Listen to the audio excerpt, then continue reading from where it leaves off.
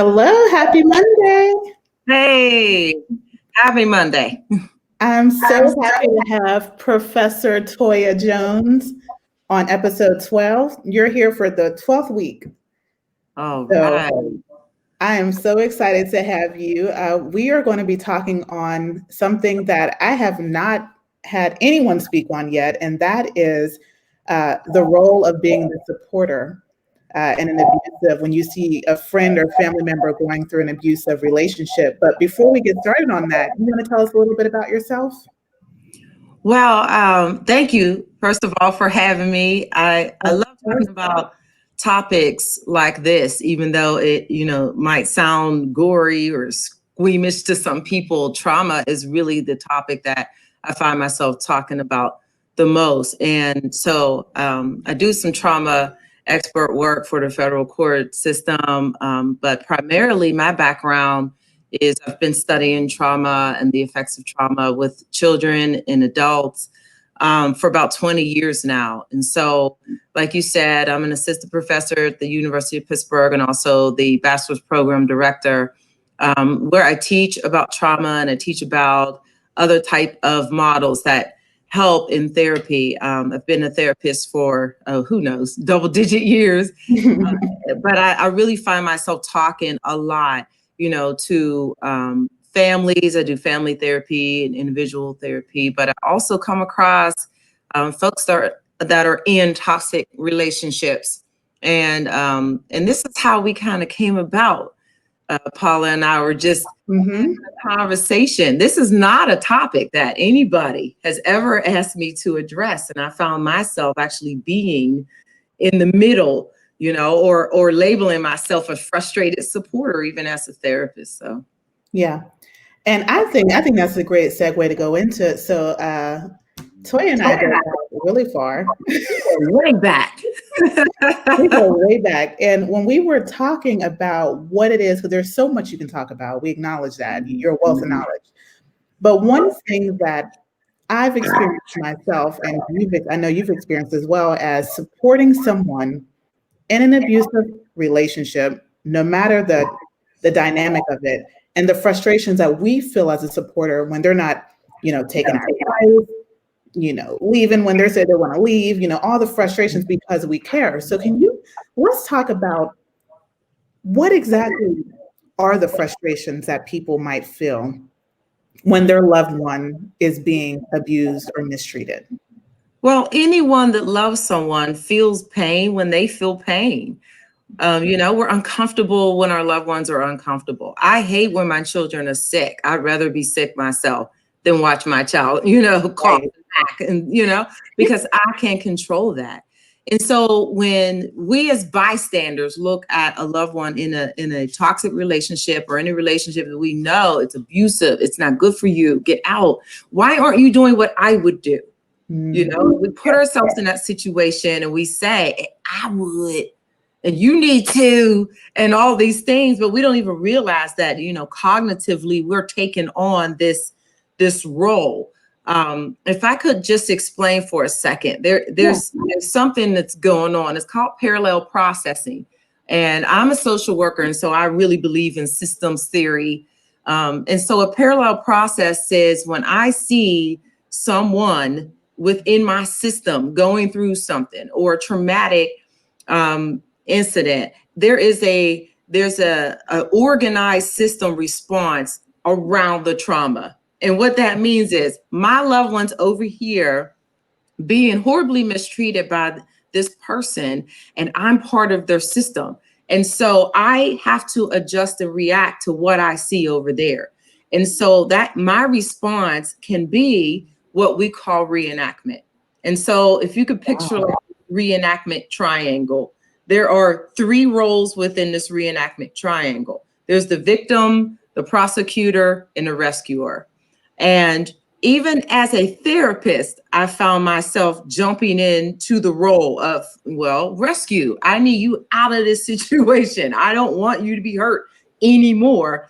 And with the rescuer, it's basically It's basically you have to get out of this relationship. Sometimes it's a martyr. Sometimes it's I'm the only one that can help you, and you have to do it this way. And this is all subconscious, Paula. We don't do this on purpose, and neither does the survivor. They're not doing this on purpose. They're not sitting in this relationship because they just want to frustrate their supporters, but they're in this victim role sometimes, where they feel helpless and they feel hopeless. That goes back to the parallel processing. If my loved one is feeling helpless and hopeless, I might mirror that and I might feel helpless and hopeless as well to help them.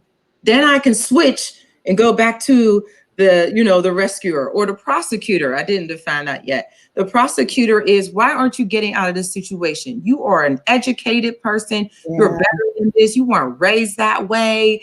You're bigger than him, mm-hmm. Or you're a dude. You don't have to take that kind of abuse. You are gorgeous. You could find somebody else. That's the prosecutor. Wow. Because it doesn't feel good, telling you that better and you're smarter than this. And it leaves the person in the situation feeling like, well, shoot, why am I doing this? And why? But yet they still can't get out of it because it's a trap. It's a psychological trap. Okay, my mind is blown because I have literally been every person on that triangle before. So when I was a victim advocate, I remember getting so involved with my clients, and then they're in a safe house and I'm getting them food and the kids are taken care of. And then one day they quit answering my phone call because they got back with that person. Right. And I remember feeling like I wasted my time. I did all this stuff for you. You know what I mean? Like, and it became about me almost. Yeah. Forget the fact that you're going through the cycle of abuse. Yes. It's to me. Mm-hmm. And I felt that. I never knew what the name was for it, but I remember feeling like, they better not call me again because it's going to happen again. Almost like I'm not going to help them. I'm not helping them. I done already told them what to do. If they don't want to do it, then they just need to be in that situation. Yes. Yes. And when now that you're saying it back to me, I hear how bad that sounds. Oh, yeah. That's horrible. It's terrible. It's like this person is literally, there's something psychologically happening because of this trauma. Yeah, but it's not, you know what? And we can't feel bad that we react that way. It's our nature. It's our nature to fight this situation. It's our nature to, try to adjust because we love that person. But it's happening, in this part of our brain that we're not conscious of it either. We're all just kind of moving about within the system. We're doing with the system, we're trying to realign, we're trying to adjust because we're responding to the trauma. The trauma is the problem. That's who should be feeling guilty is the trauma, not us. We're trying to adjust. We're trying to get that person out. Why wouldn't we? Right. And the person saying, oh no, I've had friends and I'm like, what in the world? I know you. Like, why are you in this situation? Why is he talking to you like this? And I am a licensed therapist. All that went out the door. Yep. I'm trying to get my Vaseline on. I'm gonna put my hair right. And it all goes out the door. It's all out the door because that primitive part of our brain says, you know what? You got to fight. You got to help your friend. When in reality, it's the patience. It's the being diligent. It's being there as a sounding board, as someone that won't reject them because they're not doing what you want them to do. That part, that's the real friend. That's the hard thing right there. Right. So you said something that stood out to me, someone who won't reject them for not doing what you tell them to do. Mm-hmm. So in what way is that, in your opinion, is that also an element of control when you try to get someone out of an abusive relationship and they're not doing what you're asking them to do? They're choosing to stay with that person who's mistreating them. But isn't that in some way an element of control as well? Well, yeah, because if I'm telling you, you're being abused, you're being sexually abused by this person or emotionally or financially or physically abused because, all that's abusive. You can never depend on me, but this is beating me up every day. You're tearing me down with your words. And I tell you, this is what you should do. And if you don't do it, then I begin to neglect you. I begin to withhold my love, my attention. You no longer have my ear. Yeah. So now see this reenactment. Now I'm reenacting. Reenactment is nothing but repeating the pattern, repeating past patterns. So now I'm acting out and repeating the pattern of which you are in right now. I'm doing it. And I'm parallel over here, just doing the same thing. You did, and then you get it from here, you know? What we going to do? You are spitting some facts. Like, I'm not usually speechless when I do these, but so how do you protect yourself as a supporter? Because it is hard to see someone you love going through that cycle. I mean, I've had people tell me, you let him talk to you like that? The Paula I knew would have never put up with that. And that made me feel even worse. Oh, yeah, of course. You know? So how do you protect yourself? Because it almost feels like you're going through that trauma with them. Yeah, because you're responding to the trauma, and you're in another place because you're not in love with that abuser. Right. You know, the in love don't go away just because this person starts to be abusive. You're like, you know what? I ain't gonna love you no more. Like, don't we wish? I'm turning my love off today. Yeah, I'm gonna click, you know. But as a supporter, you can't get so involved and so you know, like a sponge. You just put the sponge, you just dripping. As soon as you touch the sponge, it just oozes out. You cannot be so absorbed with someone else's stuff. So you have to create boundaries. I'm going this amount of time, you know, sometimes even, you know, clients that have abusive parents, or, you know, I'll tell them, set a timer, because that person, the parent's not going to change, but you can change your reactions to that person. You can change your onset. You can change how long you're talking to them or what you're doing. So I would give the same advice for you being a supporter. You know, you can set a timer or a cognitive timer. I'm going to be on the phone with you for this amount of time, and still give that person the ability to have autonomy and self-determination. I know, Toya, but she's in this, I'm afraid this person's gonna kill her, and this, I know, but it's still their choice. And it's so important that you allow them to start to believe they have their own strength, they have their own choices, they can believe and listen to their own voice, because that person snuffed all that out for them. Now you're a person coming along saying, okay, I'm respecting your decision, even though I don't agree with it. Even though I'm afraid, and I'll tell somebody, I am afraid. I'm concerned this person's going to kill you. Say whatever you think and feel, but then you give yourself some time to step back from it, so you're not becoming so frustrated. All those abusive things that we can say comes when we're frustrated. I don't know why you don't just leave, you know, all these things. I told somebody, I'll rent a truck. What you need? We about to move. We moving tomorrow. What we doing? And I know better. Right. So in that point where I'm like, I've told someone before, you know, if you're going to keep talking about the same thing, don't talk to me about it. And in my mind, I was doing something good because I was letting them know I'm tired of hearing what you have to say. But putting myself, once I became that other person, and when someone said that to me, I remember how that felt. You know what I mean? And I was just like, wow, I have no one. You know, so understanding too that when you think you're helping, like you said, that frustration, a lot of times they're getting it from just another angle, and then they will start to feel like, because remember, the mind is already on different levels at this moment when you're dealing with abuse. And the worst thing that a victim can feel is, I have no one.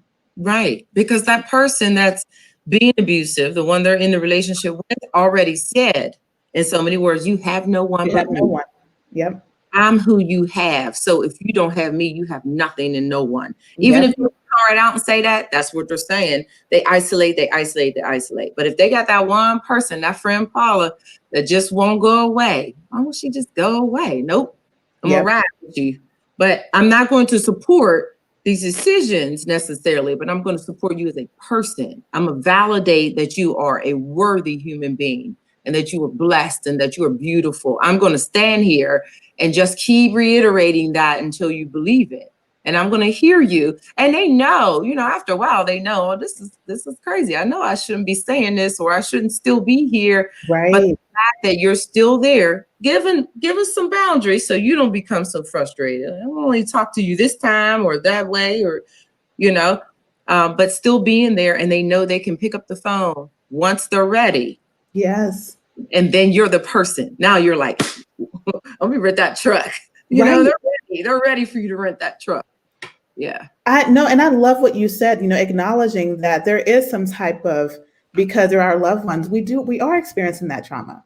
Yeah. And I don't think we talk about that. We think because we're on the outside, well, you don't love that person the way that your sister does. So you're not experiencing her pain, but I love my sister and she's in pain. That's right. So acknowledging that frustration, what do you say, that triangle? Mm-hmm. We're circling around that. Triangle. That's what it's called. Reenactment triangle. Mm-hmm. So what advice would you give to someone who says, because I've had people, ask me, my friend keeps reaching out to me, or my sister, my cousin keeps reaching out to me, and they're telling me the same story over and over, and I'm giving them advice, and I'm there for them in the middle of the night, and then they go back to them. Yeah. Yeah. And so I would say, understand that reenactment is what your friend is doing as well. And they are reliving, and reenactment is a DSM-5 PTSD diagnosis criteria. So okay, come on, DS. It's a symptom. It's a symptom of trauma. That's what reenactment is. So if your friend was sneezing and coughing, you wouldn't be like, stop that sneezing and coughing. What you doing that for? Well, they have a cold. That's and good. If they're sick, they're sick. And so if they're in this situation, they're in a traumatic situation, you can't just tell them, stop it. They are showing symptoms of trauma. So the reenactment is a symptom of trauma. And why are they doing that? They're trying to master the situation, which means they're trying to get their own power and authority within the situation. That might not make sense to like lay people, but they're doing it over and over again. It's like having a dream that you keep dreaming it over and over again, trying to figure out how to end it. Well, that's what's happening in reenactment. Wow. And that person will keep trying to seek some kind of ending or seek maybe even sometime punishment for what they think they did. I should have never been in this relationship, so I deserve this thing. All this is not always conscious, but it's like, but this is what I chose, so now I gotta fix it, and I gotta fight through, and I gotta make it right now that I messed up everybody else's life. Boy, and you are speaking to my life right now. I didn't even get this in therapy. Ooh, drop your information, child. Yes. And one big thing is, a lot of times people aren't getting out of it because it's what I know. And getting out of it is unknown. And that's very scary. So I can make sure I don't say it this way because I know they get mad that way, and I can control the situation from within.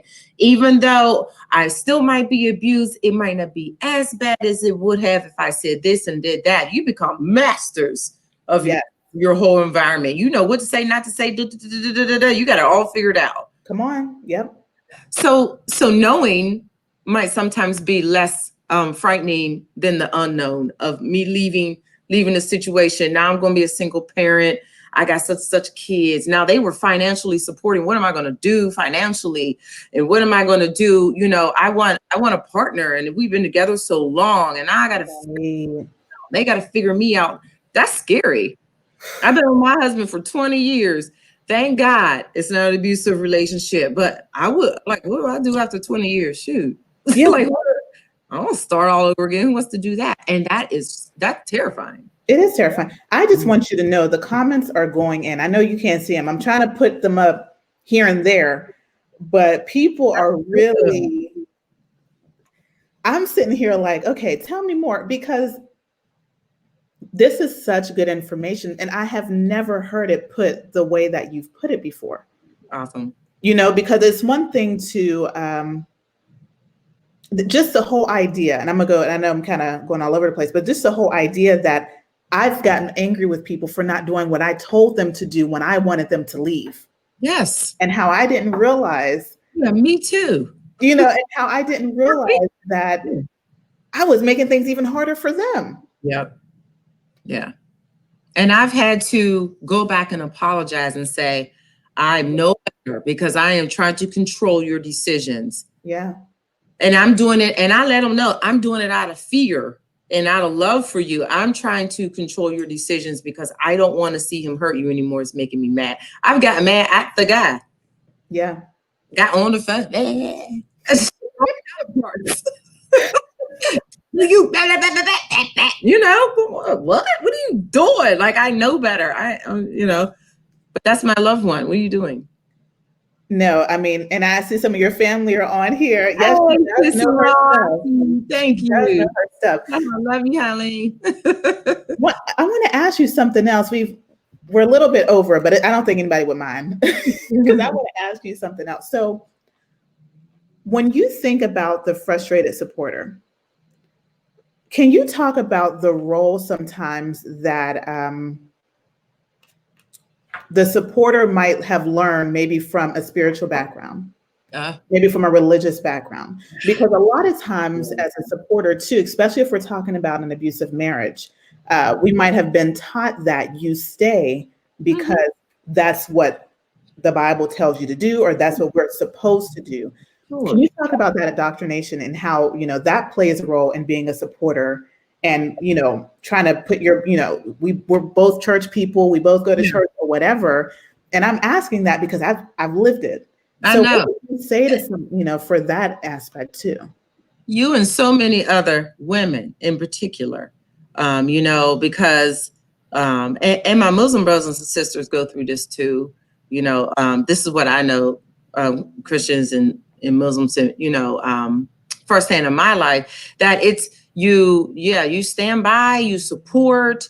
As Black women, we tend to take on this responsibility of, I cannot shame my Black man.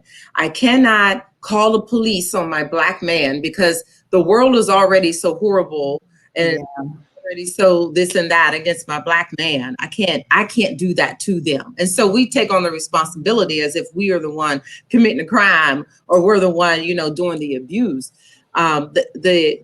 The faith or the religious part comes in, through, historically, the Bible in particular has been used in the way that it was never supposed to be used. God is not pleased with that.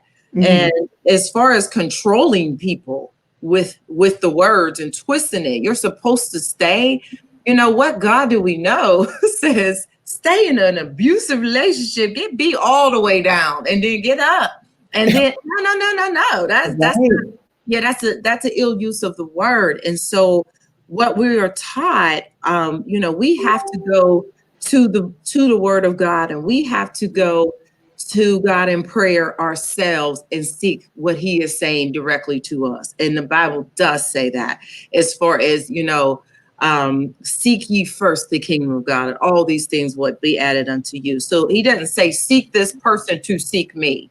Right. Seek me and figure out what it is I want you to do. And our bodies are the temple of the Holy Spirit. So that scripture gets thrown out when we're supposed to just be enduring all of this pain and trauma. We're still the temples. So my temples should not be defiled and beat down verbally or physically. And that's not, that's people. I could go on and on, we could go on and on. But I thought that was so important to add, because that's another reason why a lot of people, some people, when you think of a supporter in an abusive relationship, your mind might go to, I'm supporting you to leave.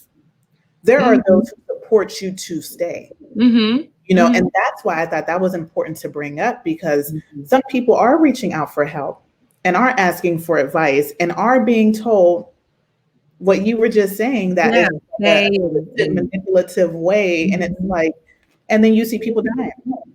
Yeah. And I don't give advice to leave or stay. It's that person's decision. Yep. Or what they want to do. And that abuser might say, oh man, I need to be cleansed of this. I need to go to therapy. I need to go to a spiritual counselor and get myself right. And they're not past the point where they can't be forgiven or redeemed. That's their decision though. So no one should be like stay and the person wants to leave, or leave and the person wants to stay and work it out. If your life is in danger though, there has to be, in my opinion, a separation of some sort so that you're not killed. You know, there are, I don't know, countless amount of numbers where it doesn't end well and the person does end up dead. And so that is a factor. And they can be just as babble and just as church and, it's all happening. It's happening, on the police force. It's happening within religious faiths. It's happening where you would never think it would, corporate people. And so we cannot, fall back on something on tradition when it's not really godly and it's not really what, really the real God is saying. We can't fall back on our own opinions. We have to go with facts.